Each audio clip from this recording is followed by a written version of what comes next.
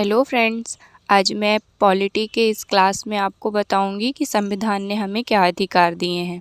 ज़रूरी नहीं है कि केवल पढ़ने वाले बच्चे ही पढ़ें, बल्कि हम सभी को जानने का ये पूरा अधिकार है कि हमें क्या क्या अधिकार दिए गए हैं। तो चलिए स्टार्ट करते हैं। मौलिक अधिकार, इसे संयुक्त राज्य अमेरिका से लिया गया है। हमारे भारत के संविधान में इसका वर्णन भाग 3 अनुच्छेद 12 से 35 तक है। इस भाग को संविधान का अधिकार पत्र भी कहा जाता है। वह मौलिक अधिकार का जन्मदाता। मौलिक अधिकारों में संशोधन किया जा सकता है। राष्ट्रीय आपात के दौरान जीवन व व्यक्तिगत स्वतंत्रता के अधिकार को छोड़ करके अन्य सभी मौलिक अधिकारों को स्थगित कर दिया जाता है। हमारे संविधान में 7 मौलिक अधिकार थे, लेकिन 44वें संविधान संशोधन के दौरान संपत्ति के अधिकार को मौलिक अधिकार की सूची से हटा करके 300A के अंतर्गत उसे कानूनी अधिकार के रूप में रखा गया है। 1931 में कराची अधिवेशन में सरदार वल्लभ भाई पटेल की अध्यक्षता में कांग्रेस ने घोषणा पत्र में मूल अधिकार की मांग की थी। मूल अधिकारों को प्रारूप पंडित जवाहरलाल नेहरू ने बनाया था। संविधान में 6 मौलिक अधिकार हमें दिए हैं। आइए हम जानते हैं कौन कौन से दिए। पहला है समानता का अधिकार, दूसरा है स्वतंत्रता का अधिकार, तीसरा है शोषण के विरुद्ध अधिकार, चौथा है धार्मिक स्वतंत्रता, पाँचवा है संस्कृति व शिक्षा, छठवां है संवैधानिक उपचार। डिटेल से जानते हैं। पहला है समता का अधिकार, अनुच्छेद 24 विधि के समक्ष समता। इसका अर्थ है राज्य के सभी व्यक्तियों के लिए समान कानून बनाया गया है और समान ही लागू किया गया है। फिर है अनुच्छेद 15, वह क्या कहता है आइए देखते हैं। राज्य के द्वारा जाति, लिंग, जन्म स्थान आदि के आधार पर नागरिकों से किसी भी प्रकार का कोई भी भेदभाव नहीं किया जाएगा, किसी भी क्षेत्र में नहीं किया जाएगा, पूर्णतः निषेध माना गया है। फिर है अनुच्छेद 16 लोक नियोजन में समता, समान अवसर मिला है। राज्य के अधीन किसी पद पर नियुक्ति से संबंधित सभी नागरिकों के लिए समान अवसर रहेगा, उसमें भी किसी भी प्रकार का कोई भेदभाव नहीं किया जाएगा।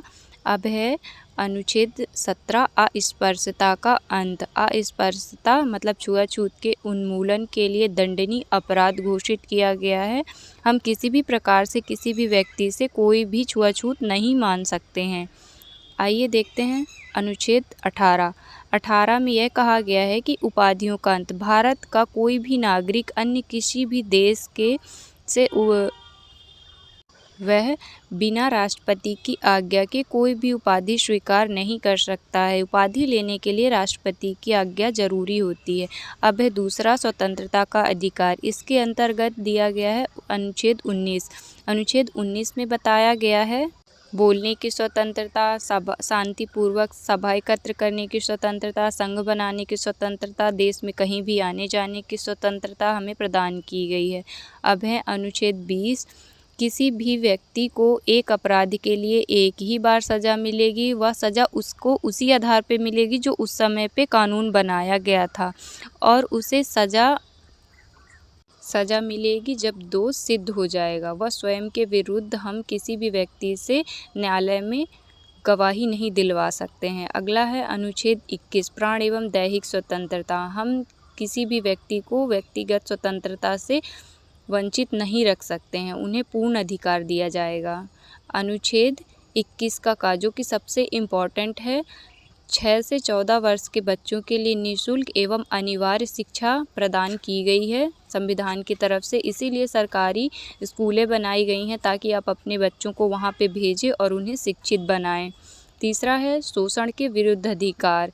इसमें अनुच्छेद 23 व 24 में बताया गया है कि हम किसी भी प्रकार से मानव तस्करी नहीं कर सकते हैं, व बच्चों को हम ज़बरदस्ती श्रम के लिए नहीं रख सकते हैं। चौथा अधिकार है धार्मिक स्वतंत्रता का अधिकार। इसमें उल्लेख किया गया है कि हम किसी भी धर्म को अपनाने के लिए बाध्य नहीं हैं, हम अपनी मर्जी से किसी भी धर्म को अपना सकते हैं। वह हमें किसी भी प्रकार की कोई पाबंदी नहीं दी गई है धार्मिक कार्य करने के लिए। अधिकार। 5वां, संस्कृति व शिक्षा के संबंधी अधिकार। ये ज़्यादातर इसमें अनुच्छेद 29 व 30 है। अल्पसंख्यक वर्ग को दिया गया है, वो अपनी भाषा, लिपि व शिक्षा को सुरक्षित रख सकते हैं। उन्हें शैक्षिक संस्थानों पर जाने से कोई रोक नहीं सकता है। 6वां है संवैधानिक उपचारों का अधिकार। इसके तहत अनुच्छेद 32 है। मौलिक अधिकार को परिवर्तित करने के लिए समुचित कार्रवाई की जाती है व उच्चतम न्यायालय में आवेदन दिया जा सकता है।